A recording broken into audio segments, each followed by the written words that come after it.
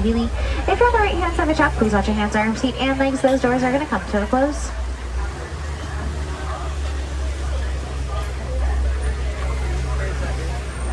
Asante Sana, that does mean thank you in Swahili. Another way to say here in Harambe is Twinde, and Twinde does mean let's go. Well, gentlemen, folks, good morning and welcome aboard Kilimanjaro Safaris. As we do get ready to head into the reserve here in just a couple of moments, we do have some pretty important safety announcements we do need to go over. Please make sure everybody is keeping their hands, arms, feet, and legs inside the safari truck at all times, remaining fully and completely seated throughout the duration of our journey. The terrain here along the reserve can get a little rough and bumpy from time to time, so for your safety, as well as the safety of all the animals that do live out here on the reserve, we ask that you remain fully and completely seated at all times. We are also now entering these animals' homes and their environment, so it can be pretty exciting to see these animals for the very first time, or even the 1000th time. It's still pretty important to keep your volume down to a minimum. We don't want any loud or scary noises to spook or deter these animals from coming kind of close to the truck. We're going to start here in the interior forest, home to some very solitary, pretty reclusive animals, as well as others that do like to use their coats as natural camouflage. The animals deep within the forest are very good at keeping to themselves. Through some of the brush along the left-hand side, you might just be able to get a very quick glimpse of the saddle-billed stork way back there. Saddle-billed stork's very tall, black and white bird that grow to be about 5 feet tall at full maturity. They're also going to have almost an 8.5-foot wingspan. They will get their name from a yellow patch that sits right upon their orange and black bill. It is basically shaped just like a horse riding saddle. They can be quite solitary creatures from time to time, though once they do find their mate and partner, they're going to stay with them for their entire life. They can communicate with one another only a sound or a language that they'll understand. It is by chattering their bills together.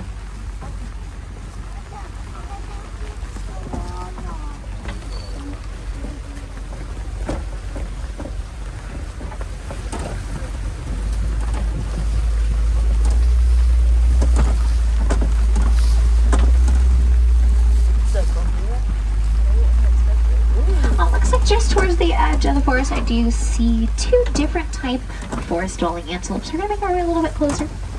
You might first see a group of tan, almost taupe-colored antelope. Those are greater kudu.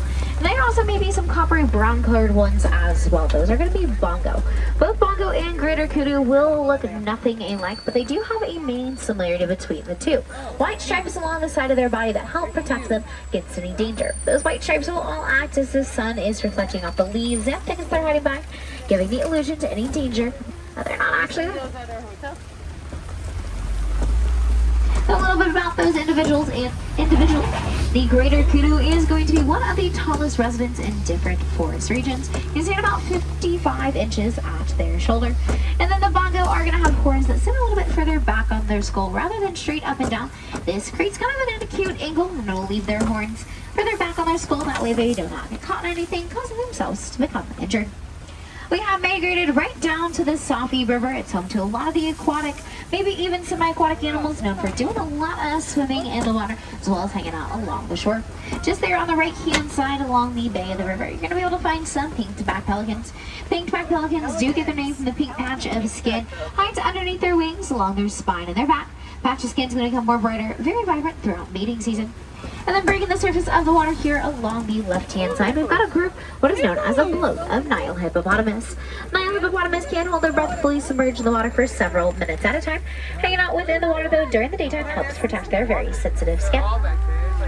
Hippopotamus are considered a nocturnal animal, meaning they're going to be very active throughout the nighttime period. During this point in time, hippos can travel almost 2 miles away from their natural habitats to search for any food / very thick vegetation, but they're always going to be able to find their way back home. A group of hippopotamus can be a bit territorial from time to time. And actually, a hippo can outrun a human on land. So if I were you, I would never challenge them to a foot race. Just on the edge of the river, though, we do have some pretty lengthy, scaly creatures that can be hiding out, known as Nile crocodile. Nile crocodile are anywhere from about 15 to 20 feet in length, weighing over 500 pounds on average. This is going to make them Africa's largest type of reptile, but not the whole entire world's. Their cousins, the saltwater crocs, are the largest found around the globe.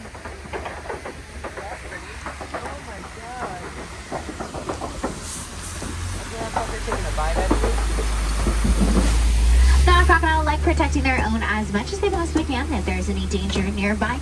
The adult crocodile are going to scoop up any of the young, maybe any unhatched eggs into their mouth and jaw. It's going to incubate them there, making sure they are able to stay quite nice and well protected. On average, a crocodile will not eat every single day. They're only going to eat about once a week, once every 2 weeks. But when they do decide to consume food, it's about 250 pounds or half their body weight will eat in one sitting. The trees will open up around us, tails and we are headed straight for the African savanna. African savanna is going to be home to some of the reserve's most famous animals.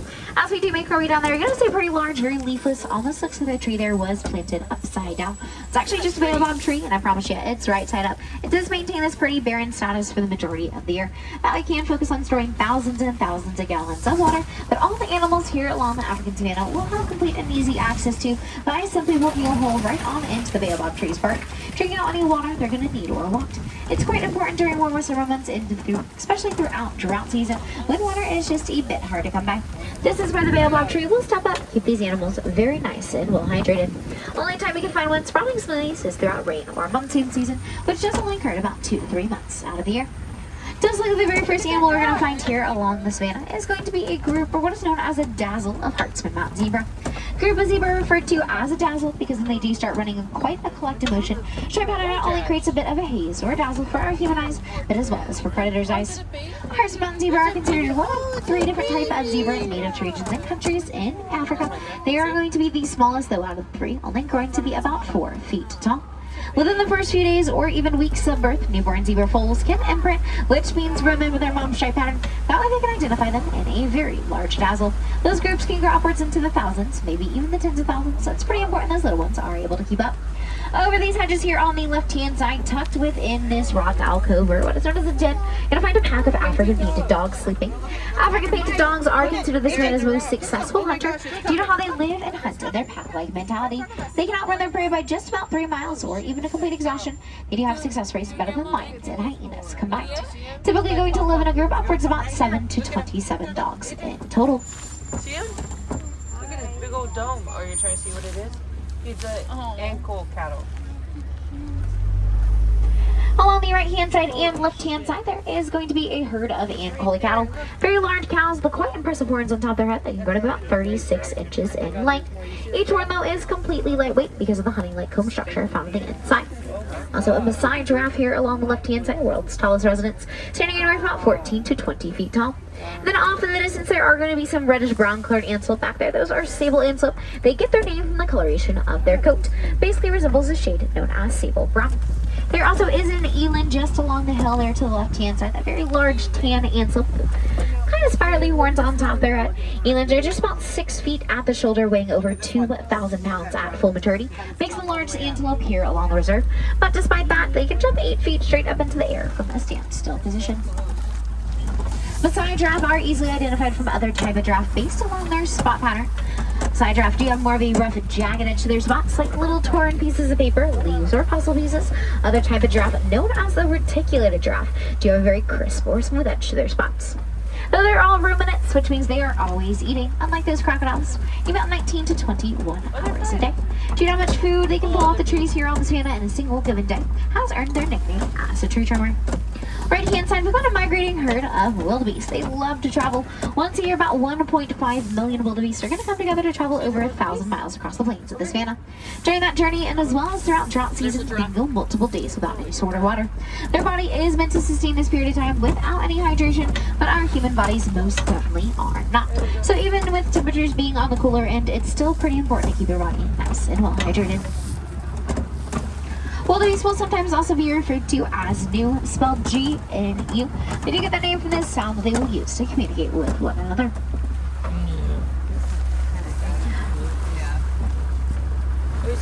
On the right hand side, a little bit further off in the distance, I you spot one of my favorite animals here along the reserve. Those are springbok way up there. I like to refer to them sometimes as the s'mores of the savanna because of that tri-color coat that they sport. Springbok are going to be fully and completely grown. They only grow to be about 32 inches at the shoulder, so just a little bit less than 3 feet tall. Despite that, though, they do get their name from the springing, crocking motion they'll make when they jump throughout the air. On average, a springbok can jump about 6.5 feet in height, 13 feet in length. They're also going to be able to run a top speed of just about 55 miles an hour. Makes them one of the top 10 fastest land animals within the whole entire that pretty cool information, there is a very important fun fact about the springbok, and it is that they naturally secrete oil. It makes them smell very sweet, almost like cotton candy. Very large broken down tree over here on the right hand side. Good indicator we could be headed straight towards elephant territory. Elephants are known as the bulldozers here on the savannah. They can easily kick down some trees, wrap their trunks around them, breaking them in half to expose the food and the nutrients on the inside. Elephants and giraffe basically work together to make sure a lot of the trees don't become overgrown. That way all the sunlight can reach the grass. So it does stay nice and flourished for all of the animals that are grazers. It means they have to get their food and nutrients from the ground. There is an African elephant a little further off in the distance. We're going to go get a little bit of a better glimpse. African elephants are easily identified from other types of elephant based along the shape of their ear. When an African elephant's ear is fanned all the way out, it does nearly resemble the continent of Africa. A lot of people that think that's how they got their name though. It's not. It's a little confusing, just the simplest, the easiest way to identify different elephants from one another. Though on the inside of those fairly large ears are a few hundred blood vessels that when they flap those ears back and forth can regulate and cool their body temperature down by just about 15 degrees or so.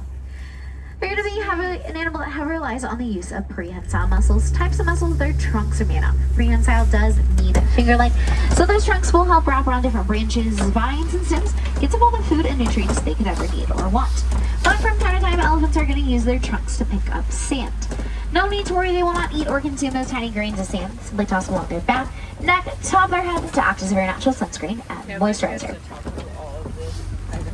Most people are aware of one of the very main dangers that could, but definitely will face elephants out in the wild, that is due to poaching for their ivory tusks. But there is another major human-elephant conflict that stems from the dangerous mining practices of Imatalacore, known as coltan. Coltan's used to create a bunch of your electronic devices, such as radios, tablets, e-readers, laptops, smartwatches, and or cell phones.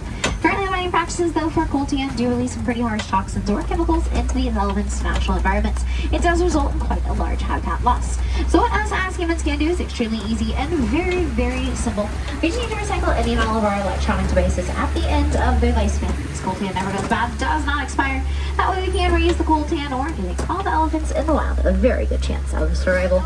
They can live long and lasting lives of upwards about 50 to 60 years, so I'd really like to be able to give them the chance to do so. African elephants are going to be the world's largest land mammal. They can grow upwards of about 10 to 14 feet tall.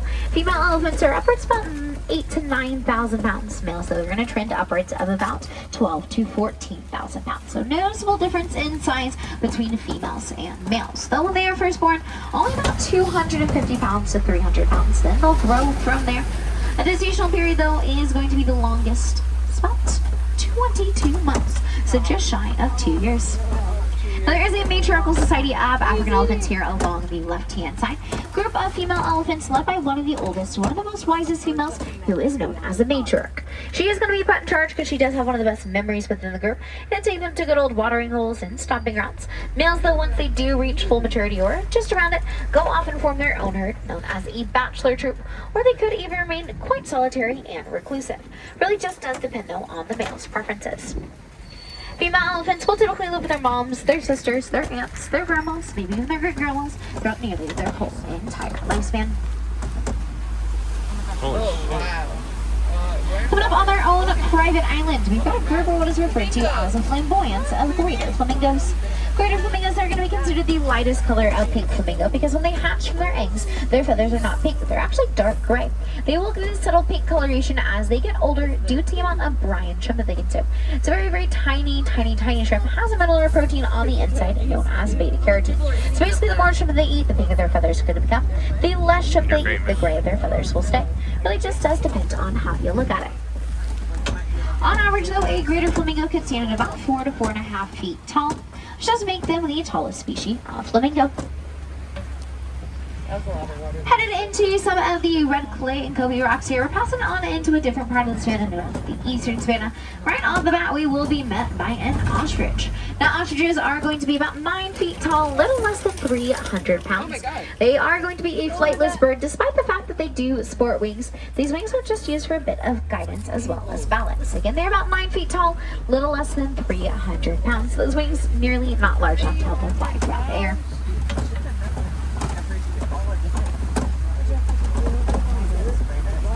Just on the path here on the right-hand side, we do have a group of what is referred to as a crush of white rhino. White rhino over 5,000 pounds at full maturity. They do have a very, very wide brim, square-shaped mouth. Those are the main differences between different type of rhino. Their body size and mouth shape, nothing to do with anything else. But no matter what type of rhino you're referring to, they're all very critically endangered creatures due to the horns from the very tip of their nose. When poachers began poaching for their horns, they believed it was a very rare substance known as medicinal powers, which is healing powers, but it's just keratin. Same stuff our own crocodiles and our hair is made of. Over these cliffs and ridges here on the left-hand side, that cheetah lounging right there. Cheetahs are going to be the fastest land mammal in the whole entire world. They run about 60 miles an hour, in about 3 seconds. They run that fast with what is known as their non-retractable claws. This does mean that cheetah's claws are out 24/7, helps them dig into the ground, have just a bit better traction and agility. Might not be able to maintain that top speed though for too long, only a couple hundred meters before they drop down to just about 45 miles an hour to continue their journey. Over 2,000 spots along those beautiful coats that help them blend into trees, bushes, and shade very, very easily.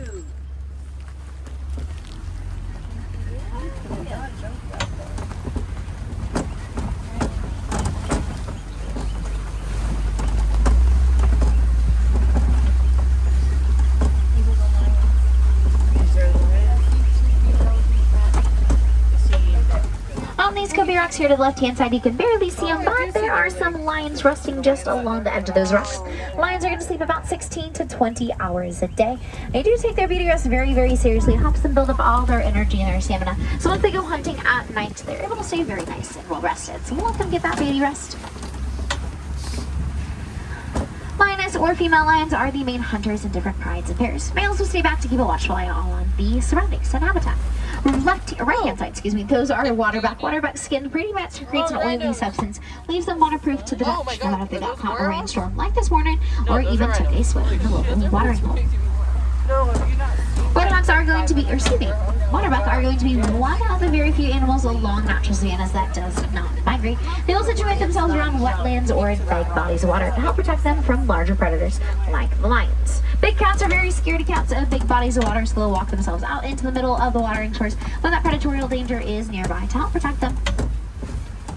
Left-hand side, we do have a lot of holes popping up out of the ground. There's not just any ordinary holes. These are specifically warthog burrows. Warthogs will take pre-existing burrows, then enlarge them with their body shape and size.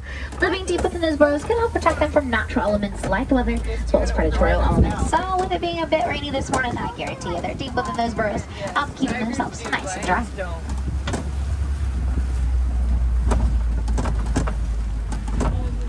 Since ostriches are going to be one of the world's largest birds, they do produce a pretty large egg. It's actually going to be a communal nest of ostrich eggs coming up here in just a moment on the right-hand side. Each of these yellow cream-colored eggs is about 3 pounds or even the weight of 2 dozen chicken eggs. Those eggs, though, are so incredibly strong that an average-sized human, one of those fully grown ostriches we have seen, can stand up right on top of those eggs and not even put a crack or a dent into their shell. Very, very mighty egg for quite a mighty bird.